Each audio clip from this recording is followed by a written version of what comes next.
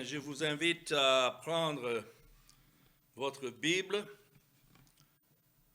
et à regarder avec moi dans Ésaïe chapitre 62.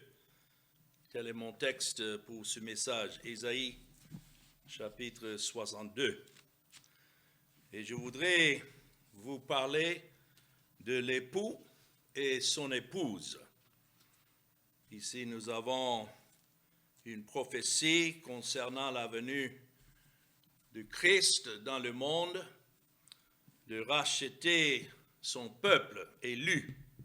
Il y a beaucoup, lorsqu'ils lisent ce chapitre, ils s'imaginent que ça correspond à la venue du Christ à la fin des temps. Mais ici, le récit concerne sa venue au premier siècle et les promesses que Dieu a faites à son peuple élu, qu'il n'allait pas les abandonner après la destruction de Jérusalem et la captivité en Babylone. Il promet faire revenir ce peuple afin qu'un reste soit sauvé. Donc, c'est comme ici le Fils de Dieu assure à son Église son amour indéfectible et son amour pour elle malgré toutes les épreuves et les difficultés. Et c'est pourquoi le premier verset de Ésaïe 62 commence avec cette expression « Pour l'amour de Sion, je ne me tierai point. Pour l'amour de Jérusalem, je ne prendrai point de repos, jusqu'à ce que son salut paraisse comme l'aurore et sa délivrance comme un flambeau qui s'allume. » Ici, quand il s'agit de son amour de Jérusalem, il s'agit de son peuple élu, qui est représenté par Jérusalem. Et lorsqu'il parle de Sion, nous savons, selon Hébreux chapitre 12 et le verset 22, Sion représente l'Église. Et quand il parle de son salut qui devait paraître, il s'agit là de Jésus-Christ et sa venue au premier siècle, lorsqu'il est venu afin d'accomplir le salut. Et sa venue est décrite comme l'aurore, comme le soleil qui se lève sur un lieu ténébreux. Donc, un chapitre qui concerne l'amour de Christ pour son Église, et comme nous allons voir dans le verset 5, il explique cet amour comme un jeune homme s'unit à une vierge. Ainsi tes fils s'uniront à toi, et comme la fiancée fait la joie de son fiancé, ainsi tu feras la joie de ton Dieu. C'est pourquoi j'ai intitulé ce message « L'époux et son épouse ». Elle sera, comme nous allons voir un peu plus loin, appelée par un nouveau nom. Et donc le nouveau nom concerne le nouvel Israël, pas l'ancien Israël, mais l'Église, un nom agréable, parce que ça porte le nom de Christ. Alors, parcourons ce chapitre ensemble et en donnant un petit résumé de ce qu'on peut anticiper et que le Seigneur bénisse cette étude. Lisons, continuons à lire dans Ésaïe 62 à partir du verset 2. « Alors les nations verront ton salut et tous les rois ta gloire, et l'on t'appellera d'un nouveau nom, un nom nouveau, que la bouche de l'Éternel déterminera. Tu seras comme une couronne éclatante dans la main de l'Éternel, un turban royal dans la main de ton Dieu. » Tout cela décrit l'amour que Dieu a pour un peuple qu'il a choisi. Et c'est pour ce peuple qu'il a préservé la nation d'Israël jusqu'à la venue du Seigneur Jésus-Christ. Ceux qui occupent ce pays, ce terrain là-bas qu'on appelle Israël ne sont pas le peuple de Dieu. Beaucoup y croient. Ils parlent d'Israël naturel comme si Israël représente le peuple de Dieu. Mais depuis que Christ est venu et qu'il est mort sur la croix, qu'il est monté au ciel, il n'y a plus le peuple d'Israël qui a de signification. Paul lui-même a dit que ce ne sont pas tous ceux qui sont d'Israël qui sont Israël, mais il y a un reste selon l'élection de la grâce, et c'est à ceux-là que cette parole est adressée ici. Dieu dit qu'il ne reposerait pas jusqu'à ce que sa justice éclate comme l'aurore, comme un éclat. Isaïe prophétise ici à une époque où Jérusalem était encore une ville fonctionnelle, mais qui était dans un état spirituellement corrompu. C'est comme aujourd'hui, cette ville de Jérusalem qui a été rebâtie. Bien sûr, ça fonctionne, mais c'est spirituellement corrompu. C'est pourquoi je disais que cette ville physique ne représente pas le véritable Israël de Dieu. Ici, c'est comme si Dieu, en tant qu'époux, attend avec impatience le moment où Jérusalem sera maintenant rebâtie après la destruction par les Babyloniens. Je vous rappelle encore lorsque Ésaïe annonçait cette prophétie, que la destruction de Jérusalem était encore quelques centaines d'années dans l'avenir.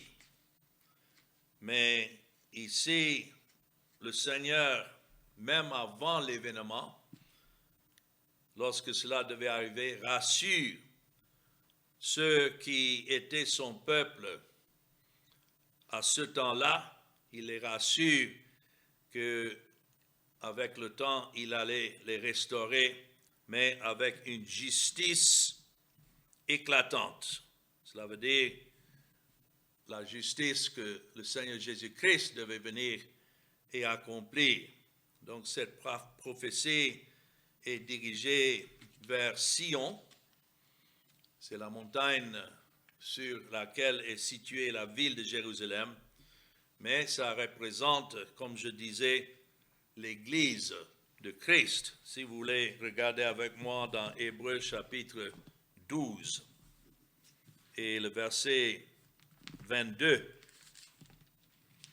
c'est là que nous voyons le commentaire du Nouveau Testament là-dessus, où c'est écrit « Mais vous, vous êtes approchés de la montagne de Sion, de la cité du Dieu vivant, et notons, la Jérusalem céleste, donc la Jérusalem terrestre, représentait une Jérusalem céleste, c'est-à-dire là où des myriades qui forment le cœur des anges, notons, de l'assemblée des premiers-nés inscrits dans les cieux.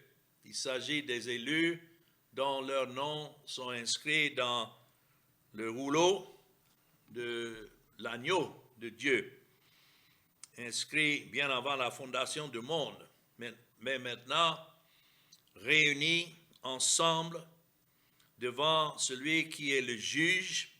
C'est écrit du juge qui est le Dieu de tous, de tous, et c'est écrit des esprits des justes parvenus à la perfection.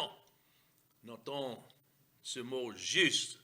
Il s'agit des âmes de ceux qui ont été justifiés et parvenus à la perfection. Et quand on continue à lire, nous voyons comment cela c'est fait, c'est écrit, de Jésus, qui est le médiateur de la nouvelle alliance et du sang de l'aspersion qui parle mieux que celui d'Abel. Nous savons que Dieu, au début, a approuvé l'offrande d'Abel parce que c'était une offrande selon ce qu'il avait ordonné. Et c'est une offrande sanglante qui représentait le sang de Christ. Mais maintenant, le sang de Christ étant venu, c'est écrit, ça parle mieux que celui d'Abel parce que pour Abel, c'était une image, mais pour Christ, c'était la réalité, c'est l'accomplissement. C'est pourquoi, revenant dans mon texte, dans Ésaïe 62, cette prophétie donc est dirigée vers ce peuple que Dieu a ordonné au salut. Et il dit que les païens verront ta justice. Vous voyez ça dans le verset 2. Alors les nations verront ton salut et tous les rois ta gloire. Nous pouvons dire que lorsque Christ est venu au premier siècle, ce n'était pas en cachette, mais tous ceux qui vivaient à cette époque, que ce soit les Romains ou bien les Grecs ou autres, en voyant et en entendant parler de son ministère, c'était les nations tout autour qui ont vu l'œuvre qu'il est venu accomplir. Et cela était une œuvre de salut pour son peuple. Et c'est pourquoi il dit, vous serez appelés d'un nom nouveau. Ça ne serait plus une ville terrestre, mais il s'agit d'une ville céleste, c'est-à-dire un peuple spirituel qui devait faire part de non seulement les Juifs, mais aussi les Grecs. Et ça peut être aussi dans ce sens quand il dit dans le verset 2, « Alors les nations verront ton salut ». Dieu a un peuple de toute nation, de toute langue, et il est venu racheter ce peuple en son Fils, le Seigneur Jésus-Christ. Et lorsque l'Esprit leur donne des yeux spirituels pour contempler qui il est, c'est ainsi qu'ils voient leur salut, le salut de Dieu en Jésus-Christ. Et quand ça parle ici d'être couronné, verset 3, tu seras une couronne éclatante. Notons, ce peuple sera une couronne éclatante dans la main de l'Éternel. Il ne s'agit pas des couronnes physiques que les gens disent qu'on va porter un jour au ciel. Non, c'est le peuple même racheté par Christ qui est appelé ici une couronne éclatante. Pourquoi? Parce que ça représente la gloire de Christ et c'est lui qui est la couronne de son peuple. Donc, cette Jérusalem spirituelle sera aux yeux de Dieu comme on considère une couronne de gloire. En voyant ce peuple que Christ est venu racheter, Dieu le Père ne voit que la gloire de son Fils. Et c'est pour ça que Christ a prié dans le jardin, dans Jean 17, avant d'aller à la croix, que la gloire qu'il avait auprès de son Père, que cette gloire aussi soit donnée à son peuple.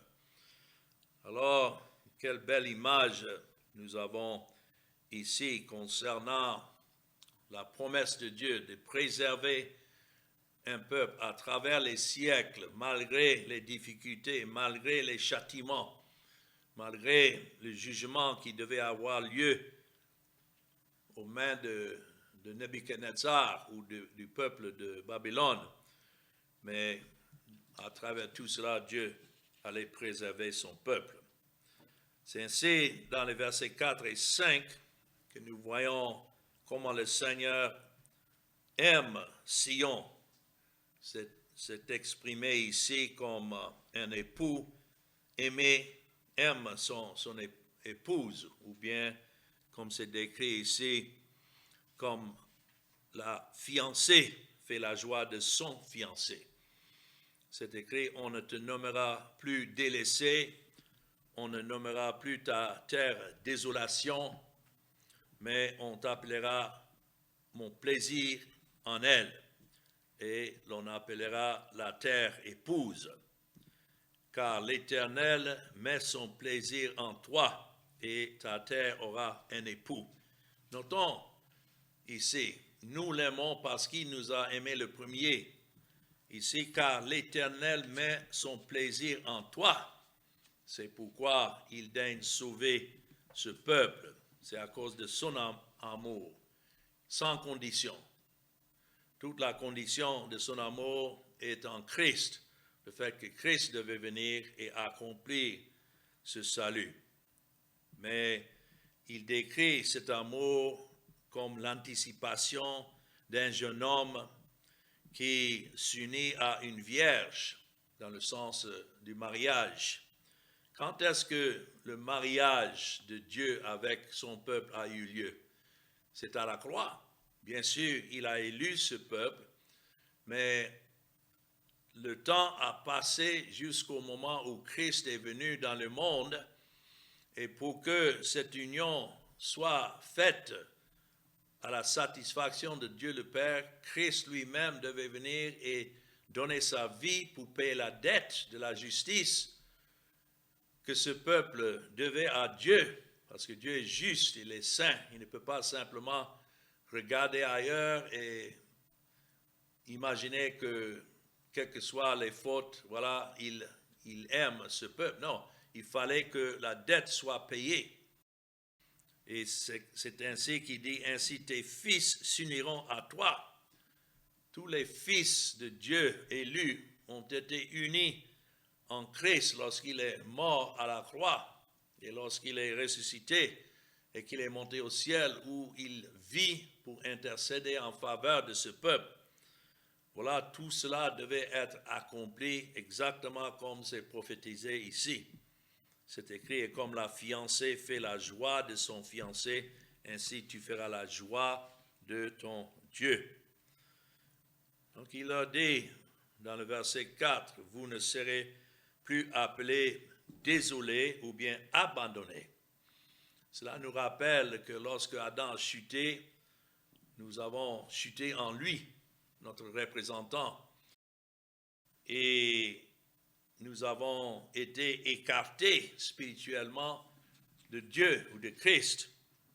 Mais Dieu ne peut pas laisser ceux qu'il a ordonnés au salut rester délaissés ou bien abandonnés. Et l'image ici de Jérusalem, que après la destruction, Dieu allait rassembler encore, réunir encore le peuple. Et quelle que soit l'expérience de la guerre ou bien de la défaite de Jérusalem aux mains de Nebuchadnezzar ou bien des Babyloniens, Dieu leur dit qu'il allait revenir vers eux et les rassembler de nouveau. Et c'est ce qu'il a fait historiquement après les 70 ans du jugement à Babylone. Mais plus que cela, spirituellement, parce que tout cela est typique du rassemblement que Dieu a fait en envoyant son Fils dans ce monde, afin de réunir en lui tout son peuple élu, depuis Adam jusqu'à la fin du siècle, ceux qu'il avait choisis. Et il serait pour eux comme c'est écrit ici, un époux envers son épouse. Voilà l'alliance éternelle de Dieu que Dieu a promise faire avec un peuple et qu'il allait réunir en son Fils le Seigneur Jésus-Christ. Comme l'époux, c'est écrit ici, se réjouit de l'épouse. Il s'agit ici d'une alliance de mariage traitée avec Dieu et son Fils pour un peuple. Ainsi, c'est écrit, votre Dieu régira de vous. Ça, c'est vraiment étonnant d'imaginer que Dieu peut se réjouir des pécheurs tels que nous sommes. Mais il se réjouit parce que Christ a tout accompli à leur égard. Et c'est ainsi, puisqu'il a tout accompli, il n'y a plus de condamnation, il n'y a plus de séparation entre Dieu et son peuple élu. Et quelle vérité magnifique de considérer comment Dieu a daigné sauver un peuple et faire cela pour la gloire de son honneur et son alliance avec son Fils. Dans Éphésiens chapitre 3, nous avons expliqué par l'apôtre Paul la largeur et la longueur, la profondeur et la hauteur de l'amour de Dieu pour son peuple. Et j'aime souvent lire ce passage pour me rappeler, parce que je me reconnais pécheur et digne de condamnation. Pourtant, à cause de cette alliance de grâce que Dieu a faite avec son Fils, il n'y a que son amour envers un pécheur tel que je suis et ce que Christ est venu sauver. Éphésiens 3, à partir du verset 18, il dit, afin que vous puissiez comprendre avec tous les saints sont ceux qui ont été justifiés par le sang de Christ, de comprendre quelle est la largeur, la longueur, la profondeur et la hauteur, et connaître quoi? L'amour de Christ qui surpasse toute connaissance, en sorte que vous soyez remplis jusqu'à toute la plénitude de Dieu. Alors voilà ce qui est décrit ici dans Ésaïe 62, le verset 4 et 5, cet amour de Dieu en Christ pour son peuple. Maintenant, dans les versets 6 à 9, puisque Dieu a déjà fait la promesse de sauver un peuple par son Fils et qu'il aime ce peuple en son Fils. Nous avons ici dans les versets 6 à 9 les promesses de Dieu de protéger son peuple. Il dit dans le verset 6, « Sur tes murs, Jérusalem, j'ai placé des gardes. Ils ne se tairont ni jour ni nuit. Vous qui la rappelez au souvenir de l'Éternel, point de repos pour vous, et ne lui laissez aucune relâche jusqu'à ce qu'il rétablisse Jérusalem et la rende glorieuse sur la terre. L'Éternel a juré par sa droite et par son bras puissant, je ne donnerai plus ton blé pour nourriture à tes ennemis, et les fils de l'étranger ne boiront plus ton vin, produit de tes labeurs. Mais ceux qui auront amassé le blé le mangeront et loueront l'Éternel, et ceux qui auront récolté le vin le boiront dans les parvis de mon sanctuaire. Alors, nous savons que lorsque Nebuchadnezzar est venu détruire Jérusalem, tout le labeur que les gens ont fait dans leurs champs était maintenant pris par les ennemis et ils n'ont pas pu jouir du produit de ce qu'ils avaient sémé. Ça c'était avant, mais maintenant, Dieu promet bénir énormément leur retour et les protéger pour qu'aucun ennemi ne puisse maintenant faire du mal à eux comme c'était auparavant. Nous savons que physiquement, historiquement, Dieu a fait revenir le peuple d'Israël dans son pays après cette captivité à Babylone, donc cela est déjà accompli. Mais comme toujours dans l'Ancien Testament, il y a un sens spirituel, surtout pour ceux qui sont en Christ, le véritable peuple de Dieu. Ici, c'est écrit que Dieu a placé des gardes sur les murs. Les gardiens ont un devoir constant. Alors, c'est pour que ceux qui occupent la ville puissent dormir et rester en paix, tranquille, et que les gardiens allaient veiller sur les murs contre toute attaque de l'ennemi. Nous savons que Dieu a placé des gardiens sur les murs de sa ville spirituelle, et ces gardiens ne sont autres que les prédicateurs de l'Évangile qu'il a suscité, qui veillent sur le troupeau, comme Christ lui-même veille sur le troupeau, et qui annonce le danger lorsqu'il voit des loups venant pour essayer d'attaquer les brebis.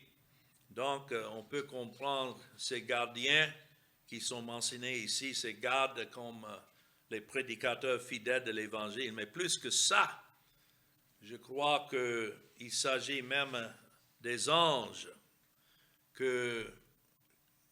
qui sont au service de Dieu et qui protègent le peuple que Christ a sauvé. Nous ne sommes pas peut-être au courant, toutefois, qu'il y a des anges qui nous protègent, mais c'est exactement ce que nous lisons dans Hébreux chapitre 1. Et dans le dernier verset de ce chapitre, où il parle des anges, il dit, ne sont-ils pas tous des esprits au service de Dieu envoyés pour exercer un ministère en faveur de ceux qui doivent hériter du salut? Nous ne sommes pas peut-être au courant toutefois que Dieu envoie ses anges pour nous protéger. Cela est en secret, mais néanmoins, c'est une manière d'avoir des gardiens qui veillent sur nous selon la bonne volonté de Dieu. Mais c'est aussi une manière, quand il dit là, de placer sur les murs des gardes, ils ne se tairont ni jour ni nuit, vous qui l'a rappelé au souvenir de l'Éternel. Dieu lui-même a tous les moyens à sa disposition, dans sa providence, pour protéger le peuple que Christ a racheté. Et donc, cela ne doit pas se reposer ou laisser, comme c'est écrit dans le verset 7, ne lui laisser aucune relâche jusqu'à ce qu'il rétablisse Jérusalem et la rende glorieuse sur la terre. Entre le temps que Dieu a fait revenir le peuple d'Israël de Babylone après les 70 ans de captivité jusqu'à la venue du Seigneur Jésus-Christ, c'est Dieu lui-même qui, par ses gardes, cela veut dire sa providence, veillait sur le reste, ce peuple qu'il avait ordonné au salut, quand c'est écrit, jusqu'à ce qu'il rétablisse Jérusalem et la rende glorieuse sur la terre. Encore, de quel Jérusalem est-ce qu'il parle? Il parle de son Église, de sa Jérusalem céleste. Et il veille jusqu'à la fin sur ce peuple qu'il a promis sauver. Et c'est pourquoi l'ennemi ne pouvait pas la détruire. Et lorsque c'est écrit, l'Éternel a juré par sa main droite et par le bras de sa force. La main droite représente l'autorité de Dieu en Jésus-Christ. Il faut se demander qui est la main droite de Dieu, qui est le bras de sa force. Non pas quel est, mais qui est. Et nous savons que ce n'est autre que le Seigneur Jésus-Christ. Une fois qu'il a accompli le salut pour lequel le Père l'avait envoyé dans ce monde. Il est remonté au ciel et c'est là qu'il règne. Beaucoup ne savent pas ou ne croient pas que Christ règne aujourd'hui. Ils disent qu'il doit revenir pour régner. Non, il règne maintenant depuis le ciel et tout s'accomplit exactement comme ça a été ordonné.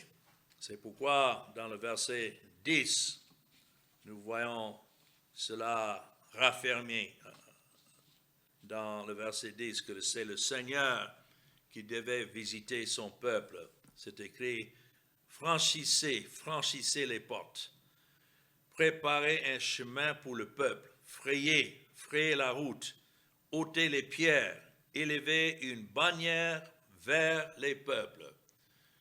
Cela ressemble beaucoup à ce qui a été annoncé concernant Jean-Baptiste, qui devait venir devant Christ et annoncer sa venue, comme il a fait, criant « Voici l'agneau qui ôte le péché du monde ». Il était en train de préparer le chemin pour le peuple. Quel peuple? Le peuple élu de Dieu, pour qui Christ devait entrer dans le monde. Et quand il dit frayez la route, ôtez les pierres, c'est ce qu'un fidèle prédicateur fait en préparant la route, ôter les pierres d'achoppement, ôter les pierres qui souvent font chuter les gens, que ce soit des pierres de la religion ou des œuvres ou des efforts de l'homme, tout cela doit être ôté pour qu'il y ait une seule bannière élevée. Vous voyez ça? Élever une bannière vers les peuples. Quelle est cette bannière? Ça, c'est Christ. Christ lui-même a dit que lorsqu'il devait être élevé sur la croix, qu'il allait attirer à lui tous ceux qui devaient venir, de tous les hommes que le Père lui avait donnés. Donc, non seulement le chemin est préparé par Dieu pour la venue de son Fils, mais une fois venu, Christ a été élevé comme un étendard pour les peuples. Ça, c'est la bannière. Et cette bannière représente la personne et l'œuvre de Christ à l'égard de son peuple. Donc, pour conclure, dans les versets 11 et 12, c'est ainsi que nous voyons la venue du Messie annoncé. Encore, je vous rappelle, il s'agit de sa venue au premier siècle, non pas à la fin des temps. Tout cela est en train de préparer la venue du Christ au premier siècle, quand il dit « Voici ce que l'Éternel proclame aux extrémités de la terre. Dites à la fille de Sion, voici ton Sauveur arrive. » Et lorsque Christ est arrivé, la nuit même de sa naissance, les anges ont annoncé sa venue, qu'aujourd'hui, selon ce qui était prophétisé, est né un Sauveur dans la ville de David. Cela a été annoncé. Voici, le salaire est avec lui et les rétributions le précèdent. Le salaire est avec lui. Quel était le salaire? C'était le fruit de son œuvre, et cela pour les élus. Mais notons aussi les rétributions le précèdent. Étant le sauveur, il est aussi le juge.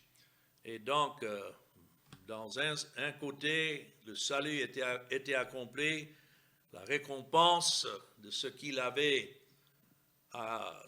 fait pour gagner et la bénédiction du salut pour son peuple.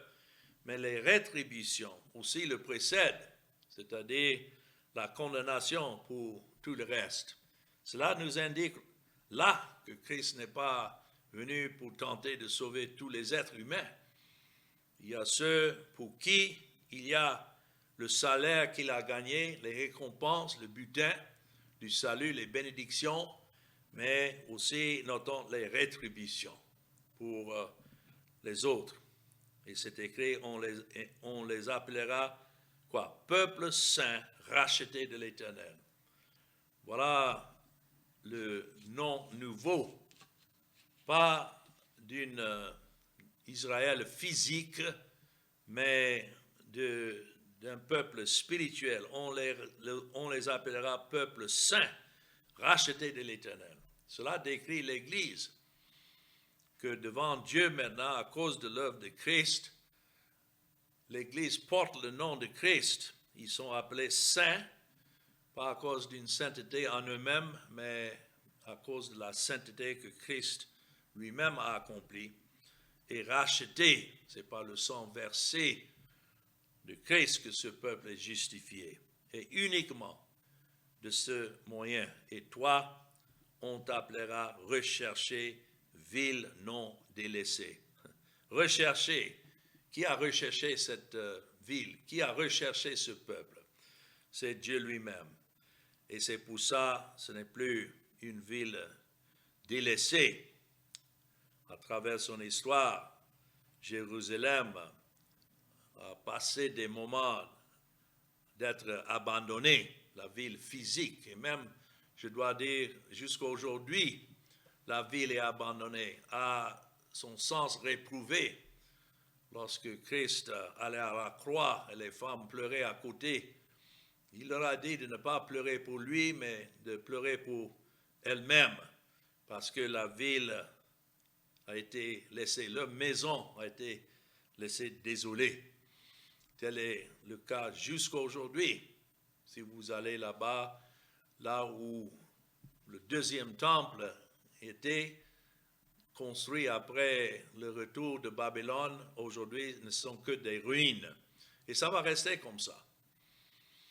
Parce que ce n'est pas là où Dieu place maintenant sa bénédiction, dans une ville ou bien dans un temple physique. Christ a dit, avant d'aller à la croix, détruis ce temple et en 3 jours, je le reconstruirai. De quoi il parlait? De quel temple? Jean dit, ça parle du temple de son corps. Et son corps représente ce peuple que Dieu, dans sa grâce, a élu et pour qui Christ est venu dans le monde. Donc, comme l'époux se réjouit dans son épouse, nous savons que si nous sommes en Christ, c'est parce que Dieu nous a aimés. Et c'est Christ qui a tout accompli à notre égard. Et c'est pourquoi nous pouvons être appelés son peuple, un peuple saint par la sainteté de Christ et un peuple racheté par le sang de Christ. Alors que le Seigneur bénisse sa parole. Amen.